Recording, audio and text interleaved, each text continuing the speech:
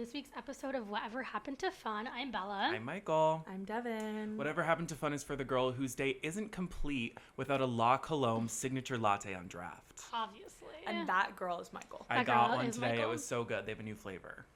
What is the flavor? It is salted caramel, which is like perfect for good. like Thanksgiving time. That's really good. Yeah. What out of your, because I feel like you try every signature latte. Well, yes, because I walk them. past that like basically every day. So every time there's a new, I don't go to La Colombe a lot, but like when every time I see a new sandwich board outside, I say, okay, at some point I have to try this. The best one ever was the cereal milk one. That was so good.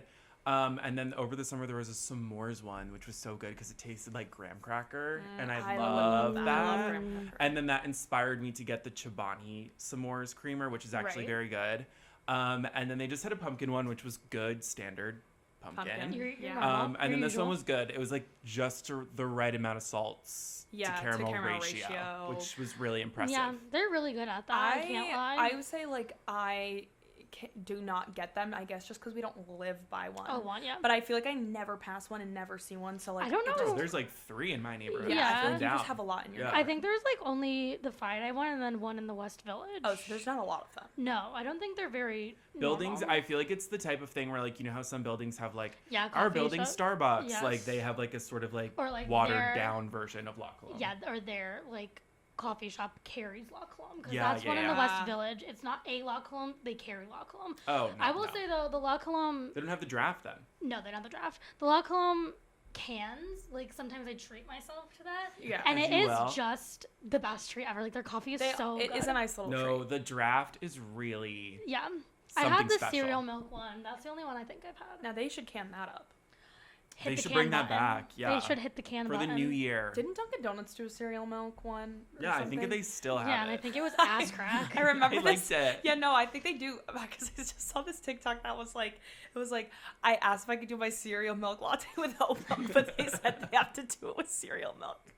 Like, they're like, no, we have to do it with cereal milk. Dunkin' has experimented with like several different kinds of milks in 2025 because they also had coffee milk.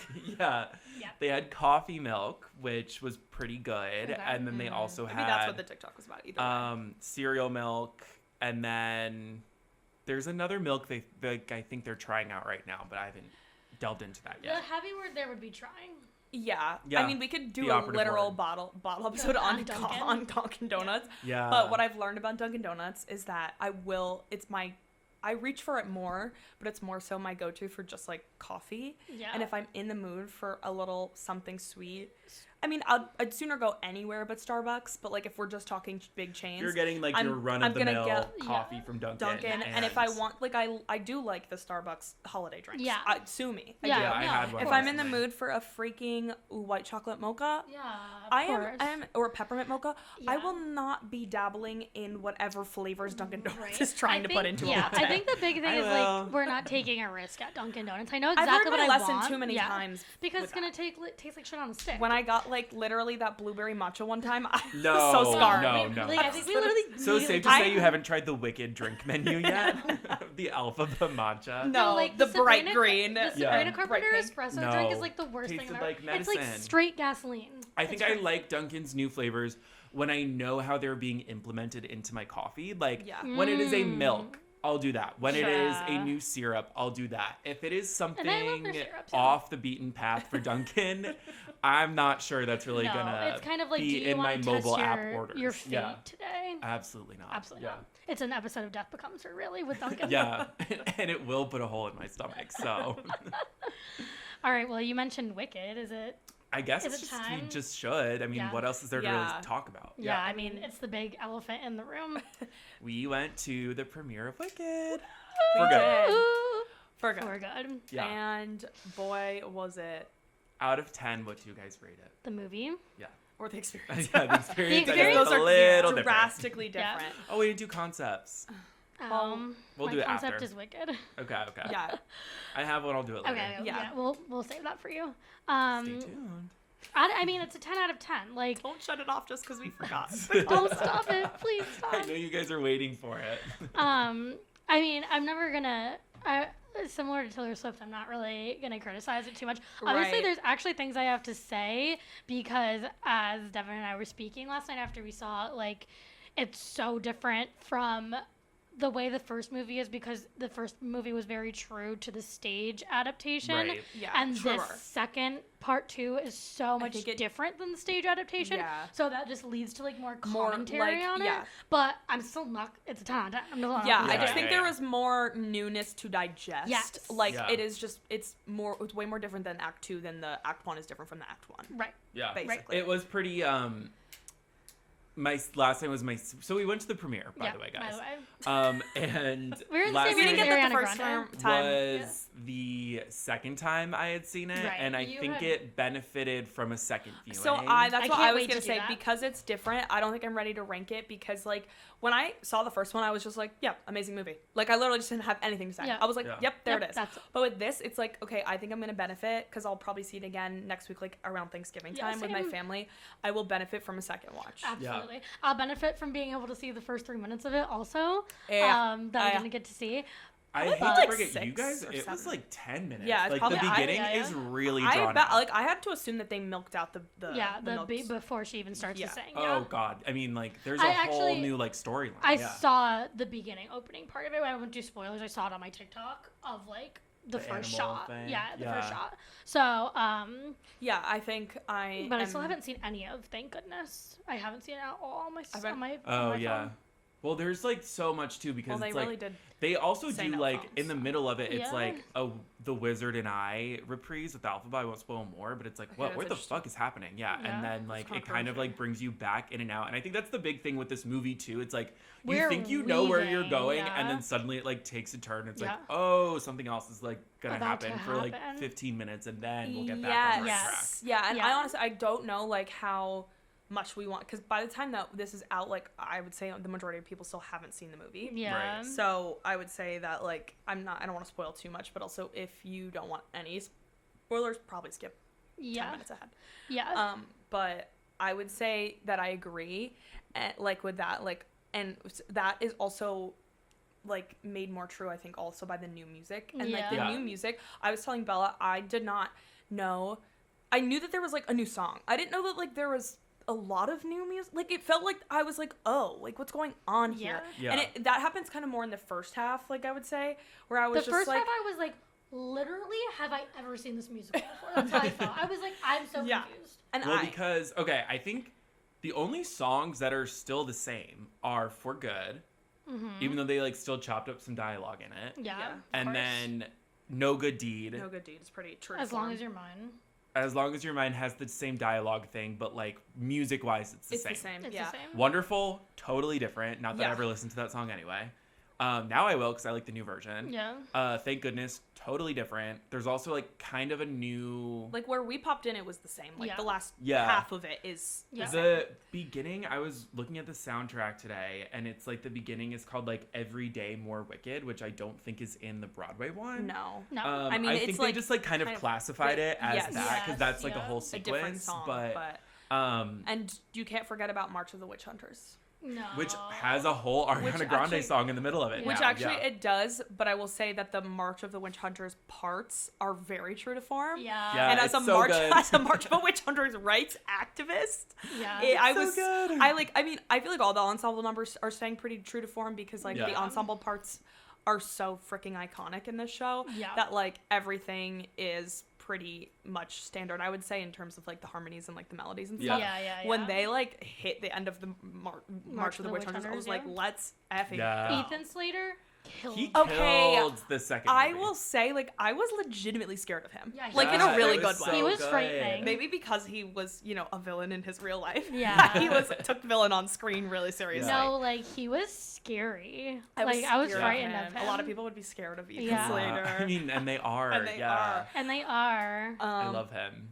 Yeah, he, like, his performance, one of the strongest. Yeah. Yes. No, he turned up the heat for sure in this. And I just think, like, it's just interesting because, like, the Wizard of Oz, like, the Tin Man's just, like, happy. Do you know what I mean? So it's, like, so different to see, like, what is happening on the other side. What was your guys' reaction to Spoiler alert. Yeah. I mean, this is just more like Wicked plot than like movie.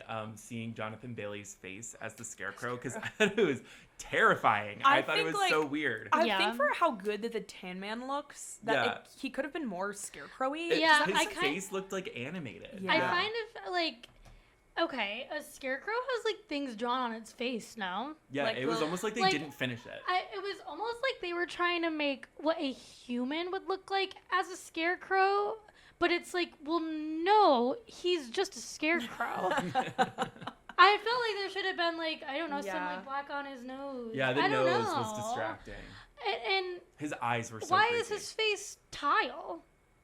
Yeah, well, no, it was stitched, but it does look. It didn't like. It didn't really. It wasn't reading to me. It looked reptilian. Exactly. He looks like a different Scarecrow than I anticipated. I will say that. Essentially, he looks Scarecrow makeup did not live up to their expectations. Is an extremely picky note to have. The rest of there was like straw and everything. That was great. It was just like, where did we lose you guys? Yeah. Because I feel like they could have done his whole face with makeup. Like, I don't think any of that had to be CGI. Unless it was, I don't know. Probably a little bit of both. I don't know. Probably a little bit of both. Okay, I was really thrilled about the Wicked Witch of the East scene because I do really like that part in the Broadway show, but it's like you forget about it because it's not on the cast recording, and I think that song is really good, even though they changed so much and of it. It's such a strong start of Act 2, like, of the musical. Like, it's actually one of my favorite parts of the musical. It starts like that, because, like, it makes so much sense. Like, it makes...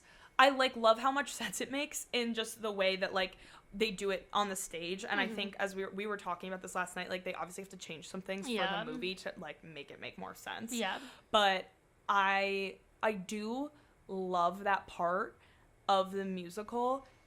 I think it was just ruined because I really don't like the Nessa actress. I'm sorry. I'm sorry. I'm so sorry. I remember kind of disliking her in Act 1, but there's less to care about in Act 1 for her. Yeah. And she plays... like a nothing role. So I think for me, what I like that part so much about is that Nessa... Like, you're like, okay, she's evil. Like, she has turned mean. The way that she's basically made Bach her servant, and she's, like, the governor or whatever the fuck now. Yeah. So she's, like, hardened and scary and a bitch. Yeah. I just wasn't getting that from that Nessa.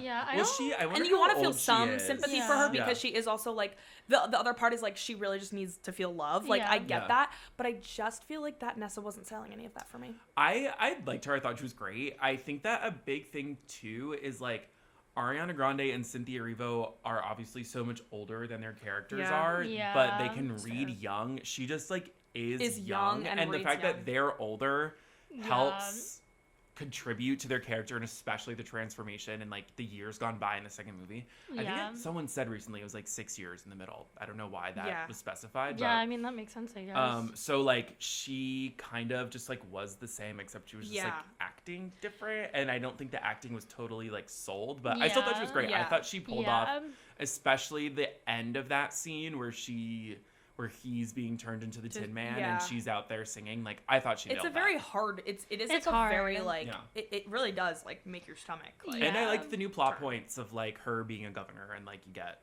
sort of, like, more about her. Yeah, I guess you're right. Like, she got more exposition in the beginning of this movie, though, is like, obviously time has passed, not that much time, but I just guess from her I was not like and maybe this also has to do like costuming and makeup, like I was just getting like this was the girl that I watched in Oz the last movie. Like there was no like growth. And it didn't help that there was like 2 or 3 flashbacks like to her in the first movie. One thing about this director, he loves a flashback. He's obsessed. He does so many of them, and I get it. Like, I think parts of this movie are really heavy-handed. But I also get like we're just the assholes. Like it's not. Well, we're the assholes. That's what we were talking about this last night, and let me pose this question to you: the points of this movie that are like big plot, like heavy, like plot twists, or like when the plot really all comes together, that like normal audiences who don't know the show front and back like we do, like those are supposed to be like the shocks. And I guess for me and Bella, it's like, oh, we forget that the audiences already know those things. People like, literally think she dies. With the Scarecrow thing, with her dying, and with the wizard thing. Spoiler alert for a 15-year-old musical. The wizard is Elphaba's father. But like, do you think, and it's hard for us to take ourselves out of our shoes, but like for whoever doesn't know those plot points, like how do you think that reads? That like, do you think they're like? Do you think that that did a good job? My roommate hadn't seen the musical before seeing the first movie, but then in between the first movie and the second movie, she did see the musical, and I was like, oh, were you surprised? Like, when you found out she died at the end? She's like, no, I just kind of assumed. Like, I don't know. I mean, maybe for, like, a younger audience, like a younger child that they're definitely trying to pander to, like, that could be a surprise, and, like, they do kind of have to, like, sprinkle it in heavy. I mean, that is when, like, you're the most impressionable. Yeah. Loving, like, growing to love theater. I think, like, the Tin Man and the Wizard, like, trying to look at it from the movie perspective, from an outsider view who doesn't know the musical, I feel like those are the most... like, holy fuck. But I feel like the Scarecrow, like, you see that coming. They fucking hang him on the thing. Yeah, they show that. Like, which I think and the that's lion, the point. You know. Right, that's the point. But, like, with the Tin Man, like, obviously, it's like he's walking in with the tin and this and that. But, like, the door is closed. You don't see it happening. So, like, I feel like that's, like, when you open the door, I feel like that's, like, holy fuck. Yeah. And then the father thing. Like, when, like, the whatever animal hands the elixir bottle to Glinda, and she figures out and goes to him, I was like, oh, I forgot we had to do this. Yeah. Like, I was like, oh, this. And I forgot. Because that's, like, also what's crazy about this movie is that then they, like, have to, like, go back and they show Jeff Goldblum, like, CGI face or, like, de-aged I was going to say, like, how did they do the face? I was like... Yeah, it was creepy and crazy. Because he was, like, so much thinner. Yeah. Like, and younger. Because I guess, like, thinking back to the first... movie, like, in my head I'm already like, so that is Jeff Goldblum. Like, I know that that's supposed to be Jeff Goldblum. And it's kind of his voice too. Yeah, his voice like is great. they kind of do a good job of like but it's like I already know that that's very obvious to me because I know what's supposed to happen. Whereas me, I'm like, okay, did we need the flashback with his face? Like, did we need that? No. We didn't, but I think other people did other people do. That's why I'm like, it's hard, and this isn't even like oh, this was too much, this was like not how I liked it. It is kind of just like, was this the proper choice for the larger, like the wider audience? Maybe. Probably. I'm not saying it is or isn't. Yeah, I completely forgot that he didn't know that whole time. Like, I thought he knew that whole time, and that was the whole fucking thing. Like, I literally forgot that. And then the other thing, kind of the same way, is that they obviously do, like, the Wizard of Oz tie-in, like, really heavy-handed in this movie. Yeah. Like, way more than it is in the musical. Like, I think in the musical they do a little bit more of, like, a wink and a nod. Yeah. And I think the wink and the nod in this movie to Wizard of Oz is, like... they're throwing it in your face. Like, every other scene is like, and here is the girl with the shoes. I thought it was tastefully done. Okay, so that was my question. Is like, I actually personally, I think, although scene-wise, like, maybe it could be a little less, I still think, like, I stand by the decision of, like, I don't need to see Dorothy's face. Like, I don't care about that. Because it's like, what would seeing her face do for us? It would do nothing. I kind of wish there was one shot of her face. Like, just one. Not that it needed to be anything more than that. I don't know why. Just because I was saying to Devin, like, we saw, like, a huge face reveal of all the other four characters, the lion, the scarecrow, and the Tin Man, that, like, I think, like, right after she kills her, I think it could have cut, but... Not that I'm was missing it. Like, I couldn't. But I think that would have been confusing because it's like we have the face reveals for the Tin Man and the Scarecrow because those are important to our story that like Wicked for Good. Yeah, whereas Dorothy's not her face isn't important. Yeah. Like for us. That's just like me like asking for more. I'm you like, just like I want love to the see. tea. Yeah. I liked how we saw the monkey like carry her away too. Yeah. That was like all like the sort of like more Wizard of Oz stuff that they showed was cool. And like also how you like get to see like the monkeys like become alphabas. Do you know what I mean? Yeah, that's not in the musical really. No. I really liked that. There was parts that were like also more satisfying plot wise. Like I agree. I really liked. I think the full ending was really great. Strong. It's so strong. Also, the animals crashing, the wedding was like there was all the animal. There was more resolve with that, I guess, because in the musical they just kind of like leave that. I think going back to what we first said about this being so stage. Yes, exactly, and also going back to like what we said first about like how this movie differs a lot from the stage version is like, well, when you actually think about the stage version alone, even though you don't have anything to compare it to unless you like read the book or whatever, like, which no one has, they do all act twos of musicals are really fast and quick and they do shove a lot of plot without knowing anything else about like the original story or whatever, or seeing this movie. It is kind of like, I feel like anyone could still kind of be like, a lot happens here and there's not that much music and it is really quick, so like I was fully like expecting this like to be a little bit different because it's like you have to expand a lot, they expand in the appropriate ways. Okay, speaking of satisfying things, I have a question and also something to say. What was the most satisfying moment for you? And mine was when Glinda like pulls back her closet and it's the riding shoes, and it's like finally who the fuck was on the horse in the beginning of the movie, because there were so many theories about it. That was like I knew it was her the whole time, because it's like, okay, well, it can't be Pharaoh because he's a fucking scarecrow, and it can't be Elphaba because she's already there. When it was her, I literally was just like, I felt in my gut, I was so satisfied. I thought it was going to be Elphaba. No, I knew it wasn't. I don't know why. Because I was like, and then I was like, kind of like thinking. I mean, by the end, I was kind of like, yeah, I know this is Glinda, but I was like, oh, maybe it's just like they're gonna change it in the movie, because you just see it in the first movie, in like the first like 3 minutes.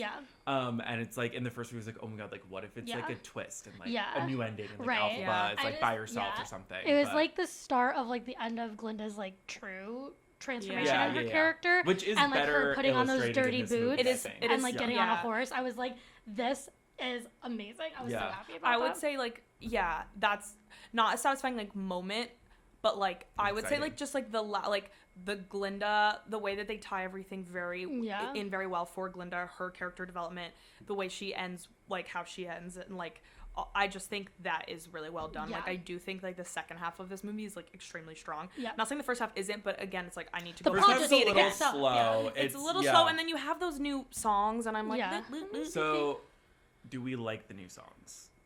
So I said this to Bella last night. We unpacked. We unpacked a lot in this cab ride. Music written for shows that have already been written for years and years and years.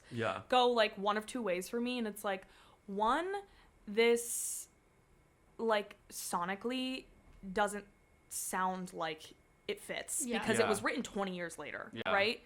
Two, it's also like, is this doing like anything better for the plot than it needs to be? Like then it was just with or without it. Like is this actually adding? Either of them and really I think like contributed much. I think both so first of all, both the songs are not memorable to me. No, I don't remember. And like for me, the music, like the Stephen Schwartz like composition here is like what makes this musical the best musical of all time. Of course. I will say, okay, I get the thing with the Elphaba song, like she coins "There's No Place Like Home." Like I get that's a wink and a nod, but did we really like? The scene in the woods is important, but do we need the song? No. It could have been done simply dialogue. The Glinda song, I think, as we were just saying, her character development comes together really strongly in the second half, and I understand maybe feeling like you need a song to have her like self-reflection come through a lot. I understand that. I understand that idea. So do I hate that idea? No. Do I think that the song was, again, a little too on the nose? Yeah, like I thought both were really on the nose. Right? Yeah. Like it felt like a little like it's time for... totally stopped all the action. It was literally in the middle of March of the Witch Hunters. I think what should have happened is they should have in the middle of March of the Witch Hunters. Don't interrupt March of the Witch Hunters. It's fucking like ballad. I think they should have ended March of the Witch Hunters, and like she could have sang that song like as she was getting those boots, made it a little faster, do it while she's on the boots, do it while she's on the horse, ends with her riding. Yeah, you're like kind of it right. just was. And like that's pick true. Pick up the speed both of of the those songs. In both of those songs, they were both just sitting there singing. Yeah. So it was just kind of like, which didn't happen at all in the first one. To get their song, get that one shot of them, which is like, so we already actually have those two songs that are in the first movie, and this is the second movie. Like, imagine if like that actually a really good idea, and it was like a more fast-paced song of her being like, okay, I gotta get my shit together. They were both kind of slow. That would have been so much better. I mean, I don't think they're bad songs, but like, to your point, I think the only movie that has ever added a new song to an existing musical that was actually good was Hairspray. Yes, and what was they the song did it they added? several. New Girl in Town. I'm forgetting one. Lady's Choice. Come So Far, Got So Far. Like, love that those are like great. Also, those could go right into the musical. I do not want these. And also, there wasn't that much time written in between like not as much time. Right. Yeah. I'm just also wondering, like, I know that there was more songs that was originally written for Wicked that were just as good. They just weren't used. Like, where's that? Have like written some of that. You could like rip that out of the page book. This was very clearly written. That like whenever they filmed this, like it was written in 2020 and on.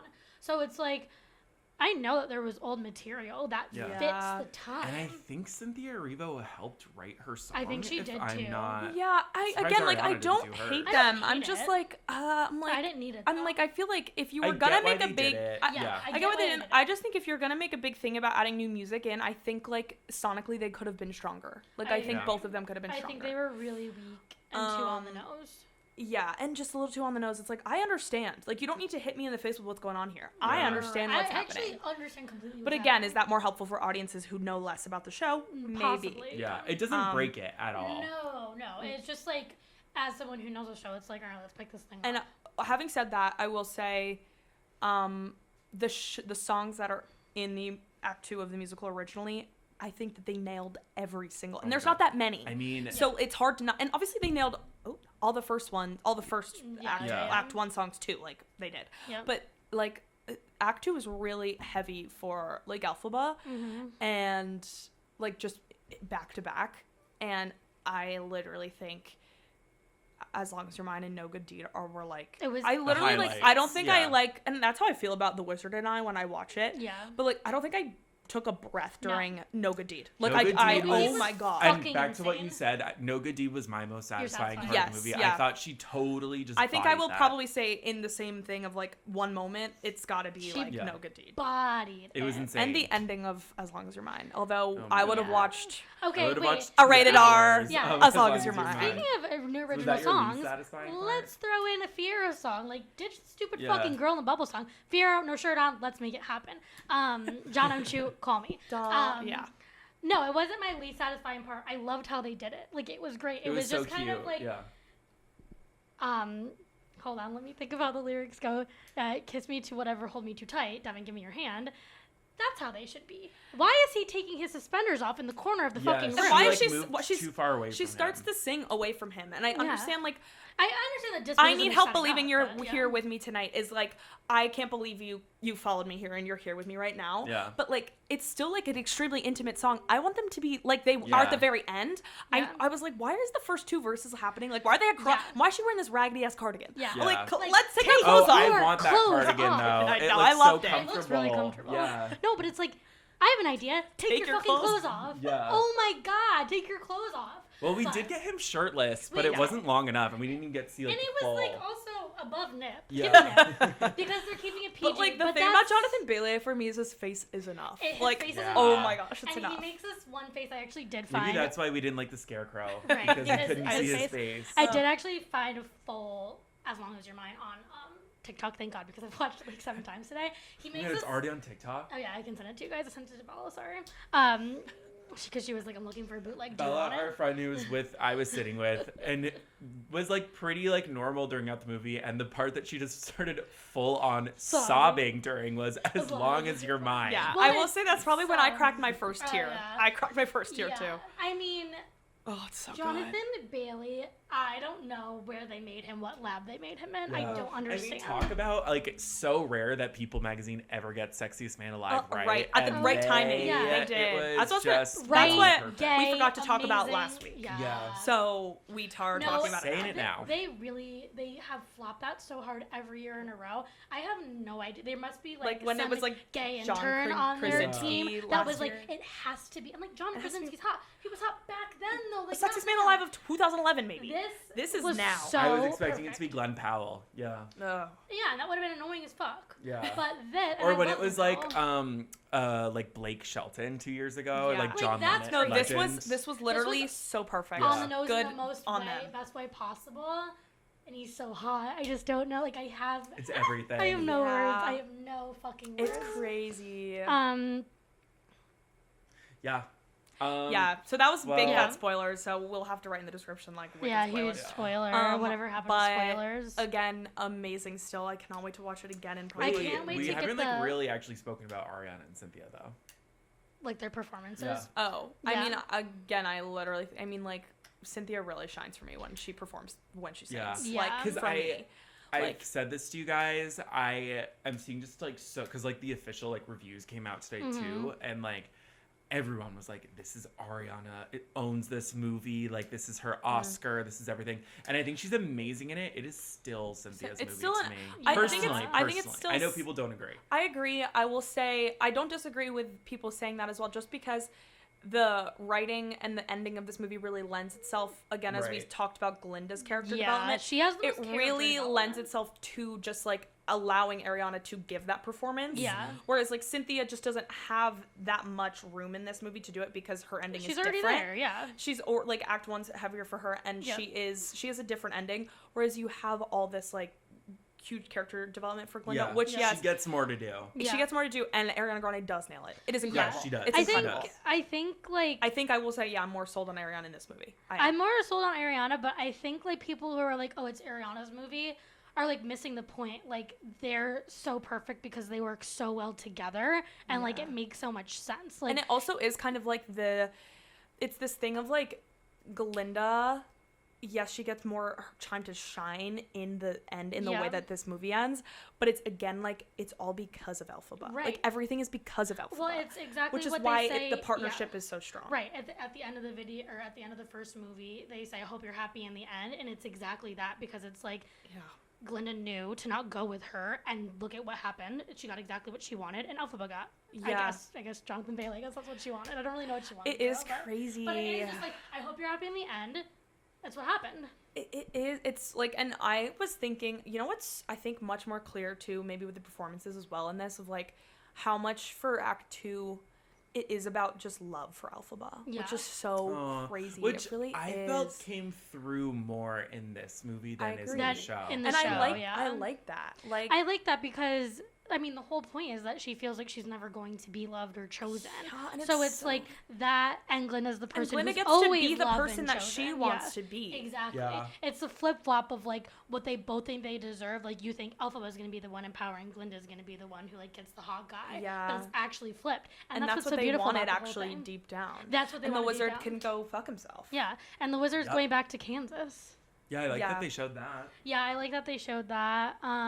It's kind of like a little bit when you think about it, like the ending is kind of so like Eliza Hamilton. Yeah, it so is. Like, she puts herself Glinda, back like in the she puts narrative. herself Glinda is Eliza Hamilton. She's like, I'm going on to do this, but I'm also doing this because of you. And when the Grimoire starts to open in front of her, like, that's literally John M. Chu.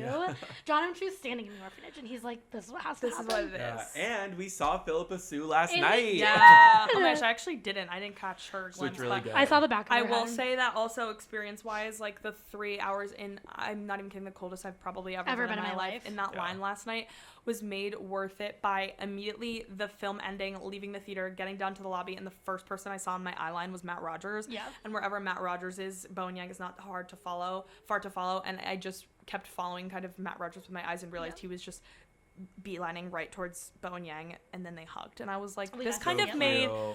Just that being the first thing I saw was like, well, yes, this is why I did this. I'm here. Yeah, this is why I'm here. It was all worth it.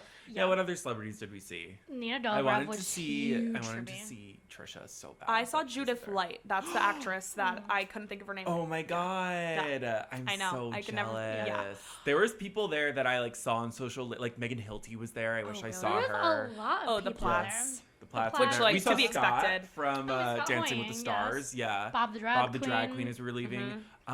Bella said she saw the 3 young, like she saw young Elphaba. We saw them on the. Yeah. Oh my god, I wish I saw them. We walked right past them when we walked out. Was it when we were walking out and what's her name was there? Shen. It was literally right there. We saw little Elphaba, and then we were walking out. I was like, oh, that's all I saw. I wish I saw little Nessa. I'm so sad I didn't see her. Little Nessa's really everything. Where was she in this movie? Do you know what I mean? Yeah. I know. A flashback was not in the card. I thought it was going to show young Elphaba at one point, but I guess they only wanted to do young Glinda. Yeah, young Glinda was this one. Wait, I just thought of my actual most satisfying moment. Okay. It's Dr. Delamain. Oh. No, it is. Like, it is. Yeah, that was good. Immediately Dr. Delamain tears to my eyes. Yeah. That's what this movie does for me. My most satisfying moment, actually... the final shot, because it was genius how they decided to do that. I guess we won't spoil it for people who haven't seen it, but it is the only way that the movies like could have ended. And the first time I saw it, I was like vibrating, like floating out of my seat when that was happening. I was like, you know what's about to happen as it's happening, and then it ends like that, and it's like unreal. It is perfect. I have a question, and I'm going to try to say it without spoiling anything. Okay. So obviously, Firo and Elphaba, they go somewhere. What are they going to do there? Like, I'm just confused. Yeah, because they didn't have any food or anything. Like, he had a bag. He had a bag, but it's like so. And they already talked about it. What it would have been. I know. But I'm just like. For me, I was kind of like, couldn't they just like stay somewhere in the woods? Well, in the movie, they were like, and go somewhere. I don't know. That just seemed kind of crazy. Well, she has magic. Because earlier in the movie, they're like, no one knows what's above. They're like, it's just nothing. Like, and then they went to the nothing. I'm like, I understand that they like foreshadowed that earlier, but I was like, and they also do a flashback of them walking to that, which I was like, that was the one part. I was like, you did not need to do this. Wait, they did? Yeah, when she's like, they're like, we're leaving Oz, and like the animals were like, we're leaving Oz, and Alpha was like, I heard when you leave Oz, like it's just like nothing. And that's what. And then they showed them walking away. I know that they flash it to it. I didn't realize they were walking in it. Now in retrospect, I immediately caught it because I realized it was. You could see the her green. Yeah. But I was just kind of like, it was a bit distracting because I was like, so what are they gonna do there? I'm freaked out now. I'm freaked out for them. What are they doing? Are they? I just know. laying Well, there? then like last night, I saw like a bunch of people who were asking the cast like, oh, my third movie, do you want to do it? And it's like, no. No, the story's done. The story is done. Unless everyone's like, it was a Cynthia and Ariana cannot get any Glinda skinnier, movie. so just let them free. They really let them free. Unless it is simply just a background on Firo, I don't want it. A spin-off. And he's already too old to like play younger now, so yeah, that's true. It would be like someone was like, it's perfect for a Glinda movie. Like that's when it starts. I feel like she was pretty wrapped up. I think they'll do Wicked for another story. What do you mean? Like Wicked is for Wizard of Oz? I actually think that original author of the novel wrote like a Wicked for like the stepsisters in Cinderella or something, or like Snow White or something. Okay, like a prequel to something else. It'll be Wicked Cinderella or something. I mean, that is interesting. I'm here for that. It makes me love, as I was saying, I actually don't like the Wizard of Oz. Like I don't want to really? watch it. I never want to watch it. I hate it. I love it. Yeah. And it's funny. Like it makes me obviously like it more. Wicked makes me like Wizard of Oz more, but I still. So like I wouldn't be opposed to that, but it's just like for me, it's like you're never gonna top this. Nothing is ever going to top. But I do love a prequel that intertwines with. Well, I love Cruella. That's one of my favorite movies. I do like Cruella too. Does it really intertwine that much though? Like how like the end of Wicked or the end of Oz is like in. You know what I mean? Like does it intertwine like that? I think Cruella. It's just the prequel. Ends where the Dalmatians movie. I don't know anything about her. I don't know anything about the Dalmatians. That movie. I don't know anything about Cruella or her 100 Dalmatians. But I love like how it's like the stories are intertwined together. Yeah, and then how like Wicked is actually what happened in the Wizard of Oz is like the propaganda against Elphaba. Yeah. Like I love No, that I part think of it. that's like, that's genius. Well, that's the issue is because like Wicked is so good that like it would just be so much to live up to that it's like would they even do that? I and saw also musically again. I don't musically, and I hate to say it, but that composer, I don't know how much good stuff he is capable of putting out anymore. Because last Friday, Bella and I went to go see The Queen of Versailles, which he wrote the music for. No, music was not very good. There were some high points and some like low points, like over the past like 4 years maybe. Yeah, probably. Yeah. Well, yeah, and this is like a bigger Broadway epidemic of like there's actually not good music being written anymore. Okay, we're back because our memory card died, but now we're talking about the Wizard of Oz again. But yeah, so all of like the sinister behind the scenes stories. The Tin Man died from his causes. But not that one. Oh, there was one original, and then he got a really bad infection to the makeup, and he was in like one of those like full body like machine ventilator things, and he died from that. Yeah. And this is why I do not fuck with Wizard of Oz. Like Judy Garland, is that her name? Yeah. Judy Garland smoked so many cigs so her voice would sound some way, and then she had like obviously irreparable damage. And she was like, how old? And she she also 2. definitely had like eating disorders. Oh on that yeah. set. Yeah. And I remember that there was like this whole with the original Tin Man. Like I saw this whole video on how Dorothy was like so much more different. I think she was portrayed to be older. And then they made her like be so young, and it was like so I don't know. Yeah. And then also, the Wicked Witch of the West, I think she, like, something with the green paint was definitely bad for her, and then she, like, kept getting burnt with, like, all the fire that they made her do. She got burned. She got, like, third-degree burns on her whole face, I'm pretty sure, if I remember correctly, from when she's on the yellow brick road and, like, goes away. Yeah. I hate knowing it's all also that. just, like, the concept of the Munchkins is so crazy. Like, they just, like, had hundreds of little people. It's crazy. Yeah. I know. And apparently the Munchkins had, like, really crazy, like, parties, like, while they were filming it that, like, got really dirty. Least someone was having like, fun. well, at least they were having At least they were having a damn key, because it sounds like, and I think they filmed that for, like, years, did they not? I'm sure. Concept of the Munchkins on the Wizard of Oz set having a damn key. Well, you already know. Well, thank God that they were. I know, because it could have been, like, in another universe, instead of having their, like, drinking and, like, sexy parties, they were, like, being, like, severely mistreated on that set. That movie is very horrifying, and I would know because my sister made me watch it. I just, like, feel like it carries all that dark energy into the screen with them, and I just am not. No, and it freaks you out. It's very scary. So, I have something to say. I just remembered it. We've had this conversation before of, like, when is the right time to invite influencers to things, and, like, this is, like, whatever, I don't care, as long as you're, like, excited about Wicked and whatever you're seeing. They invited Shelly from Love Island, and I like Shelly. No Shelly hate, beautiful woman. Yeah. She's on a fucking interview, and she mispronounces Alphabet, and then looks in the camera and is like, is that how you say her name? And then the person is like, and she was like, oh yeah, Alphabet, love her. And it's like, that's so rude. Well, that's, like, also just something that's so crazy to me, like, because now Wicked is it was already so huge, but now it's, like, even bigger that, like, she is a person who never should have Alphaba's name coming out of her mouth, just, like, because she shouldn't, like, know who that is. Right. And so not in any way that she's, like, not gonna, like, just in a way, it's, like, you're not the type of person to, like, know about this. So, like, the fact that there's just, like, people that we never really knew about Wicked or suddenly knowing about it. I understand. And that's not even just influencers. That is, like, there's a Wicked craze. Yeah. But how much of this craze is coming from theater kids who are, like, obsessed with the show?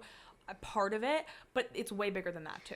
Yeah, and it's also like, the random folk. I don't know, like, if you knew that you're a new celebrity influencer, whatever you want to call it, and you're going to be interviewed on a red carpet, wouldn't your, at least PR team, like, go over with, this is the movie, you didn't see the first one, here's what you need to know, here's how you, like, this is who's in it. How do you mispronounce? How the fuck did she even say it? Yeah. I don't know, I could try to find it really quick, but it was like, she put, like, an F in there somewhere. It was seriously crazy. And she was like, and we got a lot of green going on. Like, she was really giving Selena Gomez vibes. Oh my gosh. No, it was bizarre. Wow. Yeah, it is a little like seeing, like, the New York City influencers. Like, again, like, I don't even dislike those influencers, but it is just a little, like, as a theater kid with a superiority complex about Wicked, it's kind of just like eye roll. Yeah. No, it's like, it is eye roll. Not that they didn't also invite the correct influencers that, like, have the correct influencers. Yeah, there were just so many there. And as we've said, there were 2 screenings. We were at the one with Ariana, and the influencers were at, or the quote-unquote creators were at a separate one. Yeah, and I was at the Oz's Ballroom, so. Yeah, we were in the Oz's Ballroom. They were at Shiz. Yeah. So. They were at the Shiz University student. They were at the frat party at Shiz. But, they were at the Munchkins Wizard of Oz party. Munchkins Key. They're all at the Lollipop Guild. Yeah. They're at the Lollipop Guild. No cameos in this Wicked. I was actually thinking about that today because I tried to listen to Act 2 of Wicked, and obviously I love that so much, but I was just like, it's not even anything to do with Idina, it's everything to do with Johnathan Bailey. It's not in my ear. So I was like, I'm going to Act 1 of the movie. Mm-hmm. And I was like, wow, there really was no cameos. Yeah. Because I was listening to One Short Time. Yeah. Well, it's crazy because, I forgot what I was going to say now. Oh, it's not that I don't like the original Broadway one anymore. It is still iconic. It's just I've listened to it so many times that sometimes when I'm like, I want to listen to Wicked, I'm like, I've already heard this. Like, I want something like new and fresh. Yeah, so and it's also just because Johnathan Bailey's voice was stuck in my head, and because he sang it a different way, I'm just wanting to hear that again because I only got to hear it once. Well, yeah, that's fair. I mean, I haven't listened to Wicked in my ears really that much lately because when we're listening to it, we're like listening to it together and like singing together. Mm-hmm. Really and then mostly just singing karaoke, really, mainly what I mean. But like, I don't need to hear the movie I just am like and I don't think that's necessarily true all the time, but like I think I'm such a purist. I'm just such a purist. Yeah. And like I don't know. Like sometimes I could be in the like I love Cynthia Erivo's The Wizard and I. Yeah. It's fucking incredible. But like I think because I've listened to the musical version so much, that's how I need it to be in my brain for the rest of my life. Yeah. Not that I don't want to watch the movie a lot, but if I'm going to reach for listening, I probably will just reach for the musical still. Yeah. I think it depends, like, the mood I'm in. And also, like, a song like Thank Goodness, like, the way that they break it up in the movies, like, that makes more sense for the movie. But, like, when I listen to it, I want to listen to Thank Goodness as I've known it. And Kristen Chenoweth's version is so perfect that it's like, wow. Yeah, I think that there's just some, like... And also, like, I love Johnathan Bailey. I love him so much. He's really still not a vocalist. Norbert Leo Butts' voice is the voice for me. That's the fucking Fiyero for me. Like, that is his Fiyero's voice. Johnathan Bailey is an amazing Fiyero, but when it comes to singing voices, the original Fiyero has a voice like fucking butter. That's Fiyero really to me. Oh my god, this is another thing about the movie. I guess it was because he didn't really sing in the first one, but Ethan Slater sounded really good in March of the Wizard Hunters. Like, his vocals were so good. Incredible. Yeah. He was just so perfect. What I knew when he was cast, I knew he was going to kill the March of the Witch Hunters. Yeah, it's so good. With the witch! No, like, and then he looks up and sees oh my god, eye contact, it's so good. It's so crazy. He's Christopher Fitzgerald's son. Oh my god. Is there any way we can get tickets to go somewhere tonight? I will travel.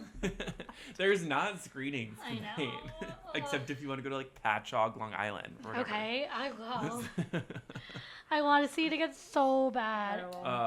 I know. Are we done spoiling Wicked? We're done spoiling Wicked. I can't wait to watch that clip. Literally. Okay, well, we can do concepts now. Oh, yeah, you would have a concept. Oh, my God. Okay, the concept of changing your last name, especially when it is something as iconic as Ashley Tisdale. Did you guys see this? I did. No. Okay. She's changing Ashley Tisdale is changing her name to her husband's name. Did they just get married recently? No. So what the fuck? She is changing her name to, I believe it's French. Yes, it is Ashley French, taking on her husband's name.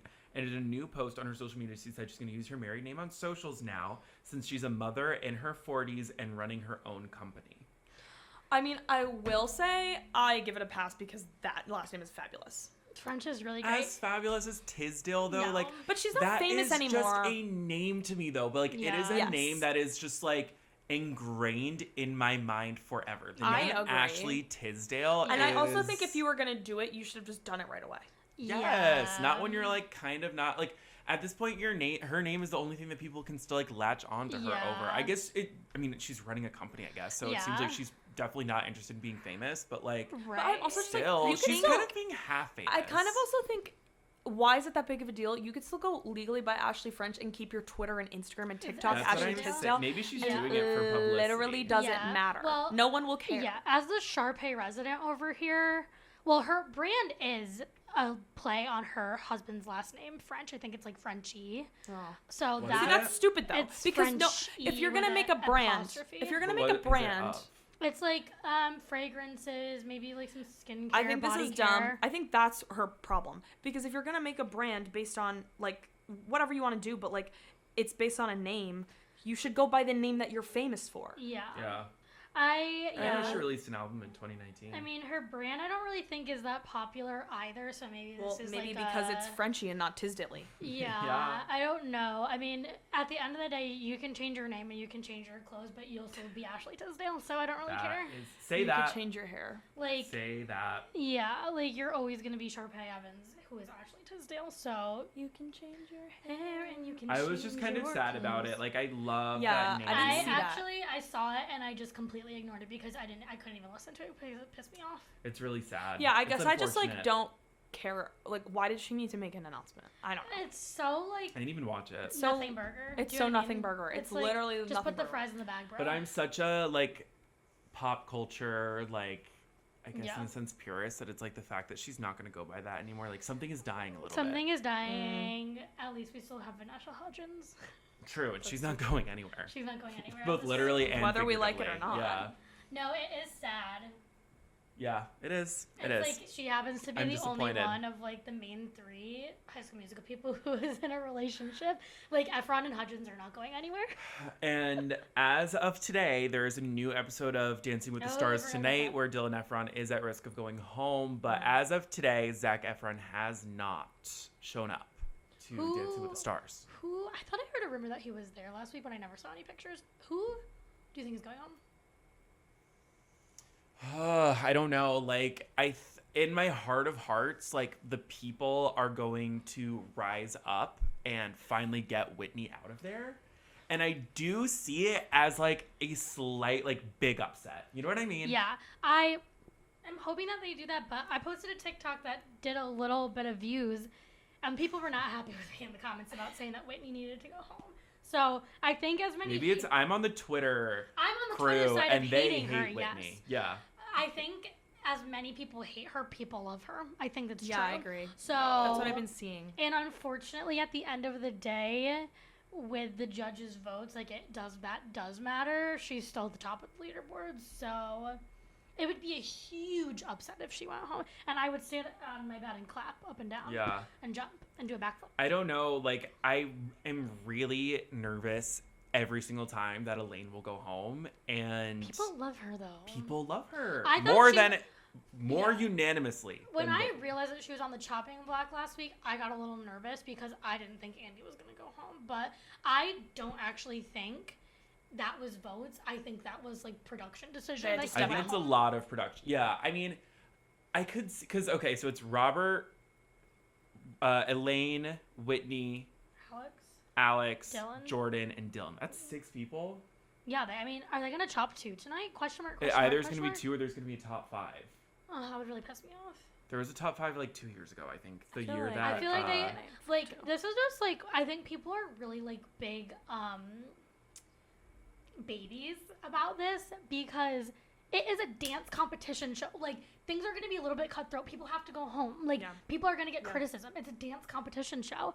Yeah. 2 couples need to go home, quite frankly. And I need someone to step up to the plate. Yeah, but they've been so like why are they babying them? I also feel like it's been going on forever, so I feel like 2 couples Well, it ends can go next home. Tuesday. It ends in a week. I think 2 people need to go home tonight. Wait, so they do a top 4 and then that's the finale? Yeah. Yeah. Top 4 gets it'll maybe be a top 5, but yeah, like this is semifinals tonight. Yeah. I feel like they're gonna eliminate 2 people. I feel like they do too. And I think it's gonna be Dylan Efron. And I think Dylan will go home. Like I think he's gonna go home regardless. Yeah. Well, it's just like now at this point, it doesn't matter who's good. Now it's coming down to like popularity vote. Yeah. I think Elaine has carried herself. She's carried herself so far. And like maybe her recent injury will really like carry her to the end. I hope.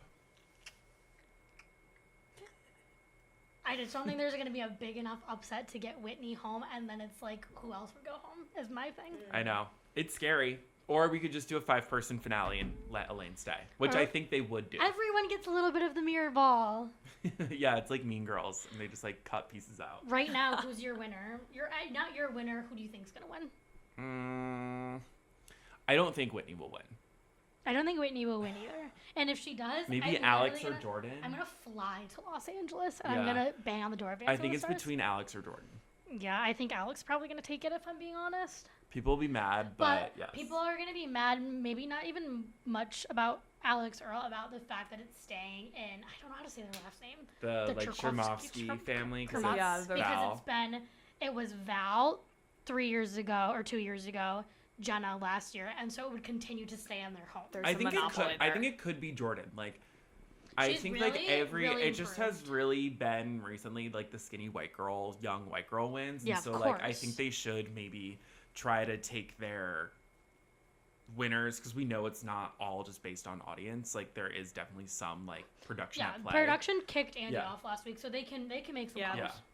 Andy did not go. Like he did not go. They got to tally the votes, and then they have to be like, okay, how's this gonna play out? And maybe whoever made the big guy move to send Andy home, I need that person front and center for the rest of the show and continue to call the shots here because America is once again letting us down. We'll see. As they always do. We'll see. Stay tuned for updates. Speaking of big guy moves, Meadow Lane is open. Are you guys gonna go? I do want to eventually go. I'm waiting for the craze to go gourmet down. grocer. Well, I'm gonna wait for them to TikTok. cook their chicken nuggets. Yeah. And to get the mice out of there. Did you see that? Oh no, I did not see the mouse. There was a thing. mouse. Yeah. Like, okay, not great. I saw There's that. a mouse walking around. He wanted some chicken tenders. Yeah. He was really He's like, cute. I want raw chicken. He was really little. He was But so I am like, I've seen. I did see something that was from the summer though, and not from now. Was it? Well, that makes sense. I don't know. I will say that like a lot of the stuff I'm seeing is like, okay, like any like grand opening of something, there's gonna be just some like mislabeling, like whatever.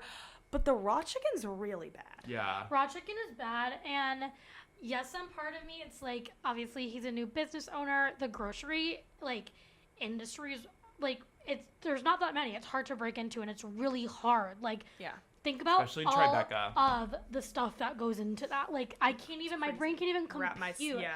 But then it's also like, why am I really like rooting for like a nepo baby who's probably a bad person? No, I mean, I'm not pisses rooting me for him off. at all. Like, he's annoying. apparently a Trumper. Yeah, he is. Yeah. And also, I just saw, in a general sense, like, people are just kind of like, is now the time to open a like, it is so, like, class divide vibes. Yeah. Like, we're basically in a recession, and he's opening a That's why I gourmet stopped. grocer Like, in so, Tribeca. like, I don't know. It's just, like, time and place. And there's and you said And it did it at my birthday dinner. There's like beautiful bodyguards outside. It's Love like that. you're essentially trying to LAify whatever this is happening, and it's like, yeah, I want to go for the spectacle of it. I really want to try the chopped salad, and that's the only thing I want to get.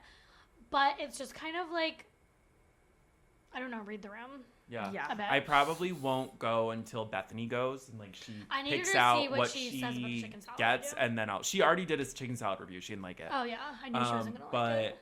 I want to probably see like what she buys and what she enjoys, and then like, I'll go. Yeah, like and I'm like, pick if what she there is a gets. day where I get all my food I'm advice in from the Bethany. area, or you guys are like, oh, I'm gonna go. Yeah, I'll go. But I am not absolutely gonna go like out out of my way fucking and way wait to in go. line. I don't give No, a shit. I also just think like he's so unlikable. It's like, He's really not. could you likable. try to But be more I feel likable? like Could you actually try he though? thinks that that's his His like shtick, and it's, like, what's his no. name?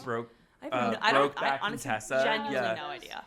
I used to like actually when he first started doing it, I kind of liked it, and then like the more it went on, I was like, and he was like showing himself in the Hamptons, or like he was just like showing himself like walking around. He's like so full of himself, and like so it's like you can be that rich and be a nepo baby and try to do this like really, I don't know, chic and out of touch situation.